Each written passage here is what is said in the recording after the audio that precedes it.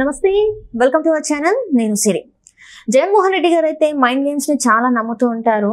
అయితే ఇప్పుడు అధికారంలో లేకపోయినా కూడా అవే మైండ్ గేమ్స్ ని నమ్ముకొని ముందుకెళ్తున్నారు. దీనికి ఉదాహరణ ఒక కుటుంబం అయితే మళ్ళీ జగన్మోహన్ రెడ్డి గారిని సీఎం ని చేయాలని చెప్పేసి వాళ్ళు అయితే ఆత్మహత్య యత్నం చేయడానికి సిద్ధపడుతున్న క్రమంలో మరి ఏం జరుగుతుంది అసలు? మరి ఎందుకు ఇలాంటి గేమ్స్ ఆడుతున్నారు ఏంటి? ఏపీ ప్రజల ప్రాణాలతో చెలగాట మారుతున్నారా మరి ఏంటి? సో ఈ అంశాన్ని మనకి వివరించడానికి మనతో పాటు ఉన్నారు ప్రముఖ senior journalist, political analyst CS Rao గారు. నమస్కారం సార్. సార్, ఇప్పుడు చూస్తుంటే మళ్ళీ జగన్మోహన్ రెడ్డి గారు మైండ్ గేమ్స్ ఆడడం స్టార్ట్ చేశారేమో అనిపిస్తుంది. అధికారం కోల్పోయినాక కూడా ఇంకా వాటి మీద డిపెండ్ అయ్యారేమో అనిపిస్తుంది. ఏపీలో ఒక ఫ్యామిలీ అయితే బయటకు వచ్చి జగన్మోహన్ రెడ్డి గారిని సీఎం చేయాలి మళ్ళీ అని చెప్పేసి వాళ్ళు ఏంటంటే సూసైడ్ చేసుకోవడానికి కూడా యత్నించిన మనం చూస్తున్నాం. ఎందుకు ఇలాంటి అంటే అవగాహన రాహిత్యంగా చేస్తున్నారా? ఎందుకంటే ప్రజలు వద్దనుకున్నాక మళ్ళీ సీఎం ని చేయాలని చెప్పేసి ఒక కుటుంబంతో ఇట్లాంటి ఒక ఆటలు ఆడిస్తున్నారంటే ఏం చేయాలి అసలు? ఎలా అనుకోవాలి? ఒకటి ఏంటంటే చావుల మీద రాజకీయం చేయటం అనేది దాన్ని ఒక మైండ్ గేమ్ కింద తీసుకెళ్ళి సానుభూతి కోణంలో తీసుకురావటంలో వైఎస్ఆర్ కాంగ్రెస్ పార్టీ, జగన్మోహన్ రెడ్డి బాగా నిష్ణాతులు. దాంట్లో ఎలాంటి సందేహం లేదు. అసలు వైఎస్ఆర్ కాంగ్రెస్ పార్టీ ఆవిర్భావమే రాజశేఖర రెడ్డి చనిపోయిన తర్వాత పుట్టింది. అది ఆ తర్వాత ఏం చేశారు?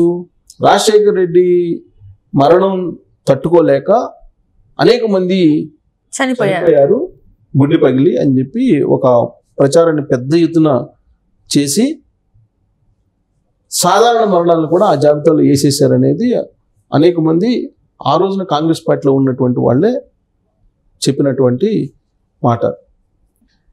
అయినప్పటికీ ఆయన ఓదార్పు యాత్ర అనేది పెట్టి ఒక మైండ్ గేమ్ ఆడి సానుభూతిని క్రియేట్ చేసుకునే ప్రయత్నం చేశారు. తర్వాత ఆయన మొత్తం సానుభూతి మీదనే రాజకీయాలు నడిపారు. తన తల్లి, తన చెల్లి వీళ్ళందరినీ కూడగట్టుకొని వాళ్ళందరినీ ప్రచారం చేయించి వాళ్ళందరి చేత ఈయన జైలుకి వెళ్ళినటువంటి దాన్ని కూడా సానుభూతి కింద క్రియేట్ చేసుకొని అనవసరంగా జైలుకి పంపించారు అనేటువంటి ఒక ప్రచారాన్ని ప్రజల్లోకి తీసుకెళ్ళి సానుభూతి పొంది ఆయన రాజకీయంగా నిలబడ్డాడు, ముఖ్యమంత్రి కాగలిగాడు. ఆయన పాదయాత్ర చేసి అందరికీ ముద్దులు పెట్టడం, తలమెంచి నిమరడం ఇవన్నీ కూడా చేశారు. మనం చూసాం ఎన్ని విన్యాసాలు చేశారో మనం చూసాం.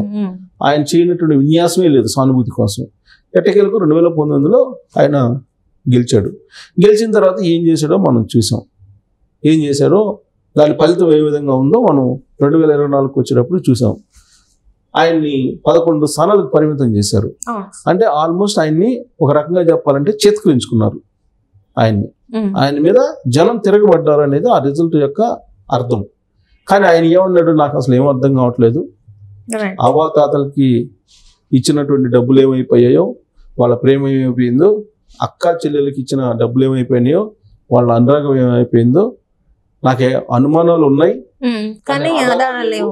మోసం అయితే జరిగింది, నేను అలా అనలేను, ఆధారాలు లేవు కాబట్టి అని ఇట్లా చిలక పలుకులన్నీ పలికాడు ఆయన.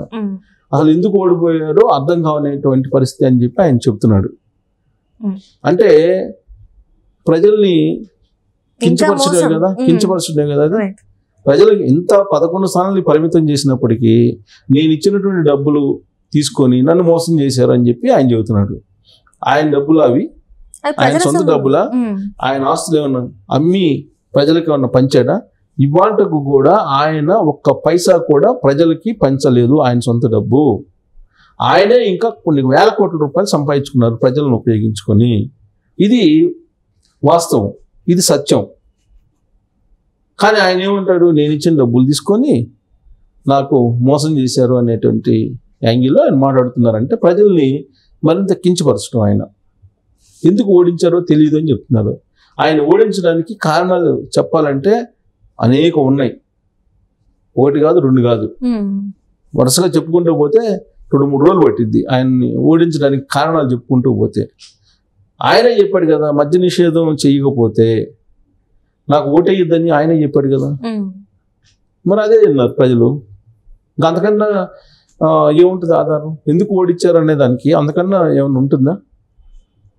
ఛార్జీలు పెంచనన్నాడు, అన్ని పెంచారు కదా. ఇలా అనేక బోల్డ్ ఉన్నాయి చెప్పడానికి. లా అండ్ ఆర్డర్ సిచ్యువేషన్ ఎక్కడ ఉంది? లేదు కదా. ఇళ్ళ మీద పోలీసులు పంపించాడు కదా, అర్ధరాత్రి అపరాత్రి అని లేకుండా. ఇవన్నీ చేసి నేను ఎందుకు ఓడిపోయాను అని చెప్పి. వాస్తవంగా ఏ మనిషి ఏది తప్పు చేశారో ఆ మనిషి కంటే పక్కన వాళ్ళకి ఎవరికి తెలియదు, కానీ నటిస్తుంటారు మనుషులు ఎవరైనా. జగన్మోహన్ రెడ్డి అనే కాదు నేను చెప్తుంది, ఎవరైనా. ఇప్పుడు ఒక మనిషిలో ఉన్నటువంటి లోపాలు లేదా పాజిటివ్ పాయింట్స్, లోపాలు కానీ మైనస్ పాయింట్ కానీ పాజిటివ్ పాయింట్లు కానీ ఆ మనిషికి తెలిసినంత ఎవరికి తెలియదు, పక్కన వాళ్ళకి తెలియదు కదా. నీ గురించి పక్కన వాళ్ళకి ఏం తెలుస్తుంది, నీ గురించి నీకే తెలుసు బాగా. కాబట్టి నువ్వు ఏం తప్పు చేశావు అనేది నీ అంతరాత్మ చెబుతుంది. నీ అంతరాత్మకు మించినటువంటి జడ్జి ఇంకోళ్ళు ఉండరు. సో నీ అంతరాత్మ ఏం తప్పు చేశావు 2019 నుంచి ఇప్పటి వరకు నేను ఎందుకు 11 స్థానాలకి పరిమితం చేశారనేది చెప్తోంది.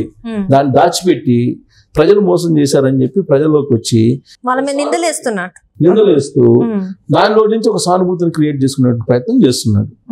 ప్రయత్నం చేస్తూ నాకు 39% మంది ప్రజలు ఇప్పటికి కూడా ఉన్నారు ఓటర్లు, కాబట్టి నేను కింద పడ్డా మళ్ళీ లేస్తాను అని చెప్పి మొదలు పెట్టారు ఆయన.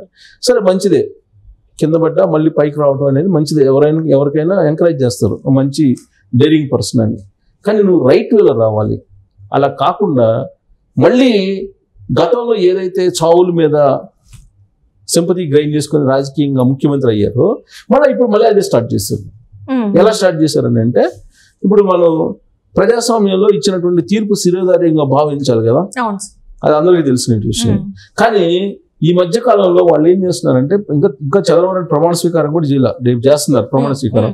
ఆయన ప్రమాణ స్వీకారం చేయకముందే రాష్ట్రం అల్లకల్లోలం అయిపోతుంది. తెలుగుదేశం పార్టీ రౌడీలు గోండాలు వైఎస్ఆర్ కాంగ్రెస్ పార్టీ ఇళ్ల మీద కొట్టి చంపేస్తున్నారు.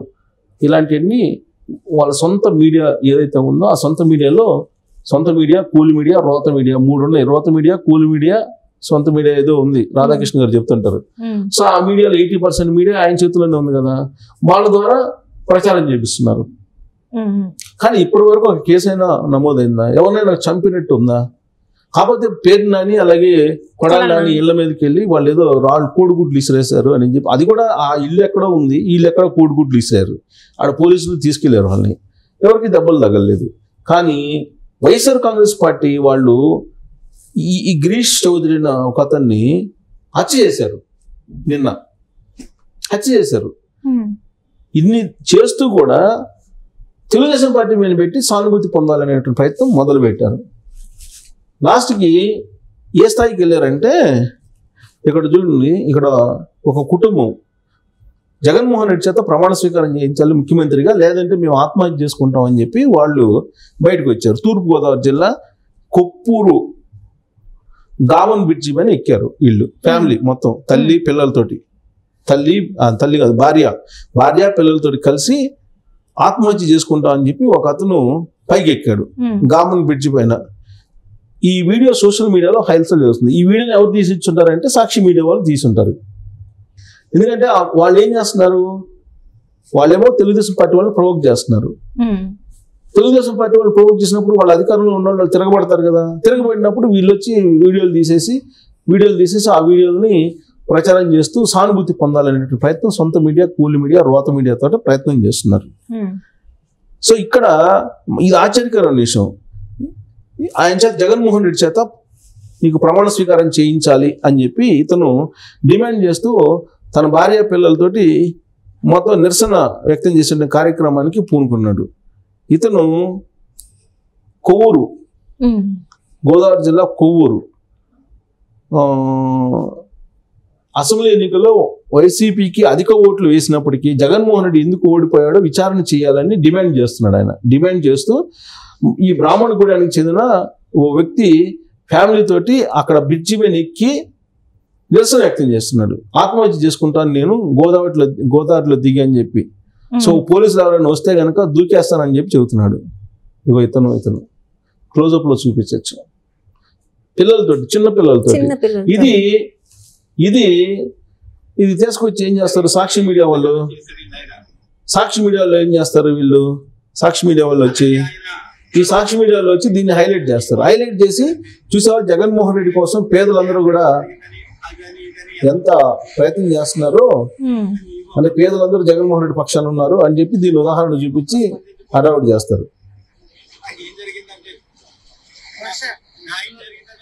ఇదిగో ఇది అంటే జగన్మోహన్ రెడ్డి చేత ప్రమాణ స్వీకారం చేయించాలంటే ఇప్పుడు ముఖ్యమంత్రిగా ఇది చూపించి హల్చల్ చేస్తారు. ఇక ఇది చూపించి సాక్షి మీడియాలో హల్చల్ చేస్తారు. ఇలాంటి దృష్టినే మనం గమనిస్తే సానుభూతి కోసం చేసినటువంటి ప్రయత్నాలు మనం చూస్తే అనేకం ఉన్నాయి. జగన్మోహన్ రెడ్డి ప్రచార సందర్భంగా ఏం చేశారు వీళ్ళు, అదిగో ఆత్మహత్య చేసుకోవాలి భార్య పిల్లలతో. ఇదే ఇలాంటి దృష్టి సానుభూతి కోసం ఏం చేస్తారు తెలుసా, ప్రచారం సందర్భంగా జగన్మోహన్ రెడ్డి మొత్తం బస్సు యాత్ర చేశారు. మేమంతా సిద్ధం అని చెప్పి ఆ బస్సు తాడేపల్లి దాటి వెళ్ళేటప్పుడు మామూలు ప్రజల్లో నుంచొని జనంతో కొంతమంది భారతీ రెడ్డి టాటా చెప్పడం, ఈయన బస్సులో నుంచి ముసుముసులు నవ్వుకుంటూ నమస్కారం చేయటం, ఆ దృశ్యాన్ని తీసుకెళ్లి మీడియాలో వేయటం, ఇవన్నీ చూసాం. తర్వాత సీన్ కట్ చేసిన తర్వాత గులకరాయి దాడి జరిగింది. ఆ గులకరాయి దాన్ని కూడా సంపత్తి క్రియేట్ చేసుకునేందుకు ప్రయత్నం చేశారు. అంటే ఇప్పుడు ఇలాంటివన్నీ క్రియేట్ చేసి ఒక సానుభూతి క్రియేట్ మళ్ళీ పొంది పడిన జగన్మోహన్ రెడ్డి మళ్ళీ లేవాలని ప్రయత్నం చేస్తున్నారు. ఇది ఇలాంటి చీప్ ట్రిక్స్ కాకుండా నిజంగా అతను ఫైట్ చేసి ఏదైనా కూటమి ప్రభుత్వం కనుక ప్రజా వ్యతిరేక విధానాలు చేపడితే దాని మీద ఫైట్ చేస్తే అప్రిషియేట్ చేయాలి. ఇలాంటి చీప్ ట్రిక్స్ ని ప్లే చేసి వాళ్ళు ఏదో పేదలు ఆత్మహత్య చేసుకుంటా ఉంటున్నారు, జగన్మోహన్ రెడ్డి గెలవపోయాలి అనేది వీళ్ళు పెద్ద మీడియాలో ఫోకస్ చేయటం, ఇలాంటి చీప్ ట్రిక్స్ ని నమ్మరు జనాలు. ఒకసారి నమ్మారు, మోసపోయారు, మళ్ళీ నమ్మరు అనేది ఈ మ్యాండేటరీ చెప్పింది. కాబట్టి ఇలాంటివి మానుకుంటే జగన్మోహన్ రెడ్డి పడినా కానీ మళ్ళీ లేచే అవకాశం ఉంది. కానీ దీన్నే నమ్ముకుంటే మాత్రం పాత చింతకాయ పచ్చడిలాగా మూలం కూర్చోబెడతారు. Right sir, right. Thank you so much sir.